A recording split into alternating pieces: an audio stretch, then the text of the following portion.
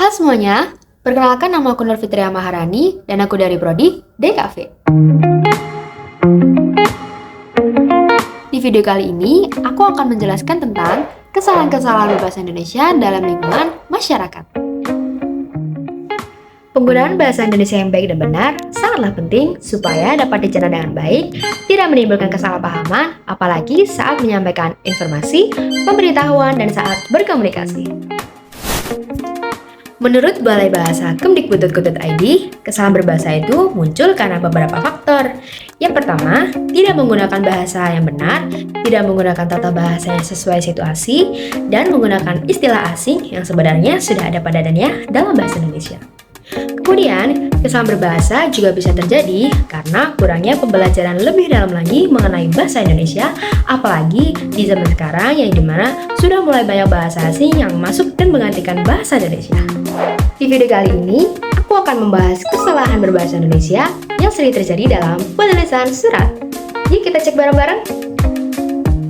Yang pertama, kesalahan pada penulisan nama perusahaan. Biasanya kesalahan ini sering terjadi pada penulisan surat lamaran kerja. Contohnya,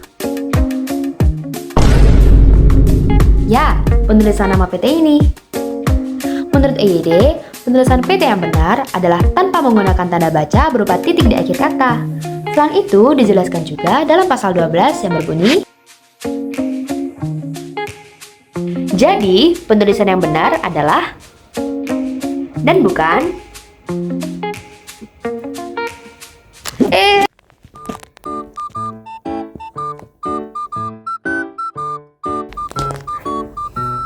Yang kedua, kesalahan dalam penulisan gelar.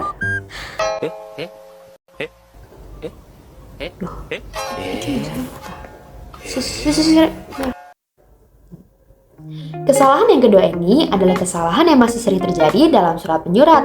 Padahal pemerintah pun sudah menyiapkan pedoman mengenai penulisan gelar yang sudah diatur dalam Peraturan Menteri Riset, Teknologi, dan Pendidikan Tinggi Republik Indonesia Nomor 59 Tahun 2018. Berikut poin-poinnya. Poin pertama, umumnya penulisan gelar berada di depan atau di belakang nama. Kedua, setiap singkatan gelar diawali dengan kapital dan diakhiri titik, kecuali untuk gelar profesi tertentu seperti dokter. Ketiga, koma digunakan untuk menulis nama penyandang dan berlanjut dengan singkatan gelar. Keempat, tanda titik digunakan sebagai tanda hubung singkatan gelar. Terakhir, jika ada dua gelar, maka untuk memisahkan satu gelar dengan gelar yang lainnya, menggunakan tanda koma. Berikut merupakan contoh penulisan gelar yang salah dan benar menurut jejakpustaka.com. Ketiga adalah kesalahan dalam penulisan kop surat. Menurut website fifa.co.id, kop surat ditulis secara lengkap yang terdiri atas logo, nama instansi, alamat, nomor telepon, email, dan website resmi.